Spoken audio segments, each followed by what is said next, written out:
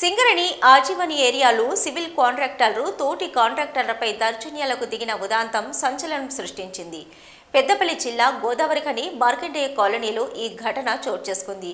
తను వేసిన టెండర్ వాపస్ తీసుకోవాలంటూ రింగుగా ఏర్పడిన కాంట్రాక్టర్స్ అందరూ కలిసి బాధితుడి ఇంటిపై దాడికి దిగారు. సింగరేణి ఆజీవన్లో క్లాస్ 1 కాంట్రాక్టర్ అయిన వీరగంటి నరేందర్ మరియు మారం సమ్మయ్య ఇంటిపైకి వెళ్లి ఇంట్లో ఉన్న మహిళలను భయభ్రాంతులకు గురిచేశారు. తన కొడుకుపై దాడి చేయడానికి వచ్చారని నరేందర్ తల్లి వీరగంటి రాధమ్మ ఆవేదన వ్యక్తం చేశారు.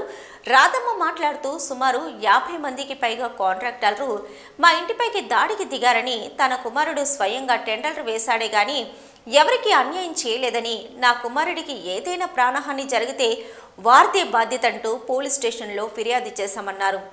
దాడికి దిగిన వారిపై చర్యలు తీసుకోవాలని పోలీసులను కోరామన్నారు. పొద్దున మా కొడుకు లేడు, వాళ్ళే హైదరాబాద్ పోయిండు. పోంగ కూడా చెప్పిపోయిండట. చెప్పిపోతే కూడా పొద్దున వచ్చి మా డోర్ కొట్టింది. డోర్ కొడితే తలుపు తీస్తే అమ్మ మీ కొడుకు లేడా అన్నారు. అంటే అన్న కదా, ఎందుకు మా కొడుకు మీకు ఎందుకంటే మాకు చెప్పు, ఎటువేళ్ళు చెప్పు, 2 రోజులు ఫోన్ ఎత్తుతలేడు, అస్సలే ఫోన్ ఎత్తుతలేడు, ఎటువేళ్ళు మాకు దొరుకుతలేడు అన్నారు. అంటే మీకు దొరకకుంటే ఎటు పోతాడు, మీకెందుకు దొరకడు అని నేను అన్న వాళ్ళే దొంగ టెండర్ వేసిండు, మేము అందుకే వచ్చినాం, మాకు దొరుకుతలేడు. అంటే దొంగ టెండర్ ఎందుకు ఎత్తాడు నా కొడుకు అని నేను అన్నా. అంటే అన్నారు కదా, సరే నువ్వు బాగా మాట్లాడుతున్నావు కదా, వాడు బయటికి రాడా, నేను చూసుకుంటాం, బయటికి వస్తే వాడు దొరకడా మాకు అని పక్క పొంటోడు అన్నాడు వాడు.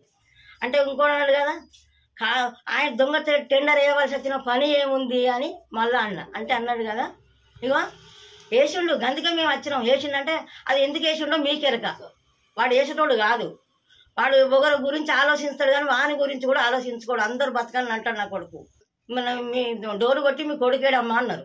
అంటే అన్నారు కదా, హైదరాబాద్ వెళ్ళి మా పాపకు ఫీజు కట్టేస్తానని. ఇలా పొద్దున్న నైట్ ఫోన్ వచ్చింది, పొద్దున్న వెళ్ళి నా కొడుకు అని నేను అన్నా. పోలే ఇక్కడనే ఉన్నాడు, ఎక్కడనే ఉన్నాడు, పోలే అని బెదిరిచ్చుడు, కావాలనే జాక్కుంటాడు అని అన్నాడు. నా కొడుకు ఎందుకు జాక్కుంటాడు, ఏం దొంగతనం చేసిండు, నా కొడుకు ఏం తప్పు చేసిండు అని కూడా అన్నా. అంటే అంటారు కదా, మేము దొంగ టెండర్ వేసేపటికైనా మీ ఇంటికి వచ్చినాం, లేకుంటే మేము ఎందుకు వస్తామంటే